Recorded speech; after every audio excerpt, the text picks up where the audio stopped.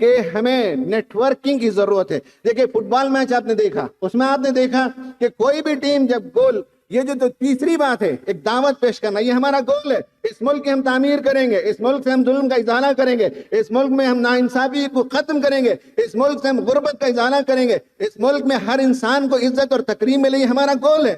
اور گول تک پہنچتے کب ہیں؟ جب نیٹ ورکنگ ہوتی ہے. کسی بھی ٹیم کو آپ نے نہیں دیکھا ہوگا کہ ایک ہی پلیئر وہاں کونے سے لے کر اس کونے تک جاتا ہو, اس اینڈ سے اس اینڈ پر جا کر گول مارتا ہو, ایسا کبھی آپ نے نہیں دیکھا. بیوٹیفلی پاس کرتے ہیں, سسٹمیٹک طریقے سے ایک دوسرے کو پاس کرتے ہوئے آگے بڑھتے ہیں, اور جب فائنل ڈی پر پہنچ جاتے ہیں تو وہاں ایک آدمی پاس کرتا ہے اور ایک آدمی کے سٹروک سے گول پڑ جاتا ہے, لیکن وہ گول صرف اس کا نہیں ہے, وہ پورے 11 کھلاڑیوں کا ہے. جو گول کیپر دور کے اینڈ پر کھڑا ہے اس کا بھی اس گول میں حصہ ہے.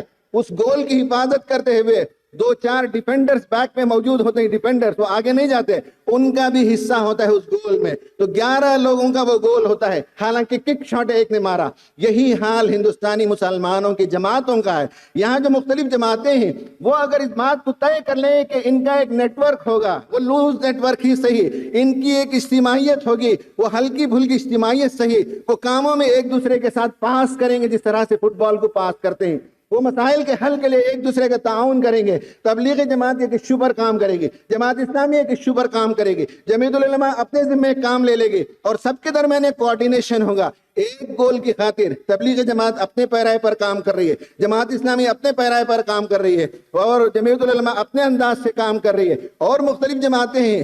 یہ سب جماعتیں ایک گول کے لیے الگ الگ رول پلے کریں گے. جیسے کہ ڈیفینڈر ایک رول ہوتا ہے, سینٹر فارورڈ ایک رول ہوتا ہے, رائٹ اور لیفٹ کا پاس کرنے والا ایک رول ہوتا ہے. اسی طرح سے مختلف امت کی جماعتوں کے درمیان یہ صورتحال مرکز میں ہم دیکھتے ہیں کہ جب کوئی مسئلہ آتا ہے یا تو امیر جماعت ان کو بلاتے ہیں یا امیر جماعت وہاں چلے جاتے ہیں, اور ہر ایشو پر بڑے اوپر کی سطح پر یہ کوارڈینیشن بہترین طور پر پایا جاتا ہے. لیکن میں یہ نہیں سمجھ سکا کہ یہ کوارڈینیشن نچلی سطح پر کیوں نہیں ہو پاتا ہے, اور جب نیچے اور چلے جاتے ہیں تو یہ کوارڈینیشن کیوں نہیں ہوتا. ایک دوسرے کے ساتھ اسٹیجز شیئر کیوں نہیں کرتے, ایک دوسرے کے اجتماعات میں شریک کیوں نہیں ہوتے, ایک دوسرے کے لیے دعائیں کیوں نہیں کرتے, ایک دوسرے کے لیے خیر خواہی کے الفاظ اپنے ساتھیوں سے کیوں نہیں کہتے. ہم کہہ سکتے ہیں کہ میرا یہ کام ہے, میں اسی پر توجہ دیتا ہوں, لیکن ان کا کام بھی اچھا ہے, اگر آپ کو اچھا لگے تو وہاں جا کر کام کریں. ہم ان کے لیے دعا کرتے ہیں, وہ بھی ہمارا کام کرتے ہیں. یہ اگر فراخ دلی, وسعت قلبی, اعلی ظرفی اور نیٹ ورکنگ پیدا ہو جائے